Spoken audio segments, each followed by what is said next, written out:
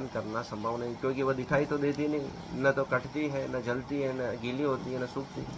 वह हर चीज़ से परे है, इन पंच तत्वों से पूरी तरह परे है, इसलिए इसका किसी भी प्रकार से वर्णन करना संभव नहीं है। सब आश्चर्य करते हैं कि आत्मा कैसी होती है, लेकिन कोई ठीक ठीक इसका वर्णन नहीं कर पाता है।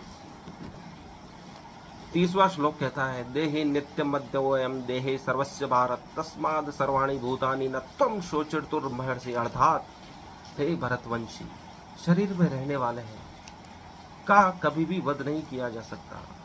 अर्थात जो आत्मा शरीर में रह रही है उसका कभी वध हो ही नहीं सकता। अतः तुम्हें किसी भी जीव के लिए शोक करने की आवश्यकता नहीं, क्योंकि जो शरीर में मौजूद है वही महत्वपूर्ण है और उसका वध हो ही नहीं सकता, नष्ट हो ही नहीं सकती, तो उसकी चिंता हमें करनी चाहिए।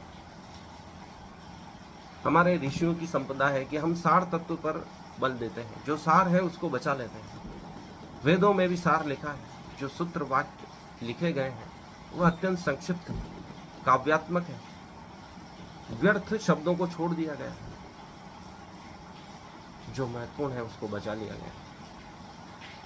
सनातन परंपरा यही रही है कि जो महत्वपूर्ण है उसे बचाओ, जो महत्वपूर्ण नहीं है उसे त्याग दो, उसकी चिंता न करो। महत्वपूर्ण क्या है? तुम्हारी आत्मा है, शरीर नहीं है।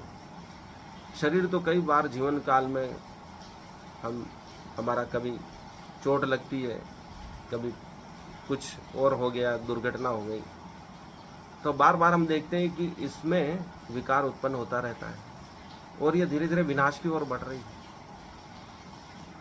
हम धीरे धीरे बूढ़े हो रहे हैं, जवान से बाल अवस्था से युवा हो रहे हैं, तो ये सब विनाश की प्रक्रिया है।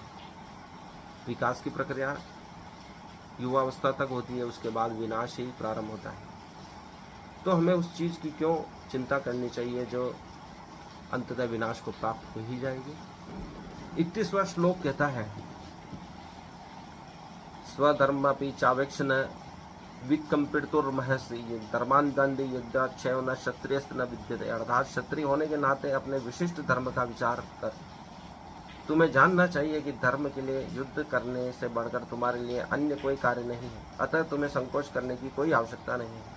क्षत्रिय होने के नाते कृष्ण कहते हैं कि तुमने क्षत्रिय धर्म को अपना लिया है और उसके नाते तुम्हें जानना चाहिए कि युद्ध करने से बढ़कर तुम्हारे लिए कोई कार्य नहीं है। हमारी सेना युद्ध करती है तो सरकार उनको प्रोत्साहन देती है, क्योंकि वह उनका कर्म है,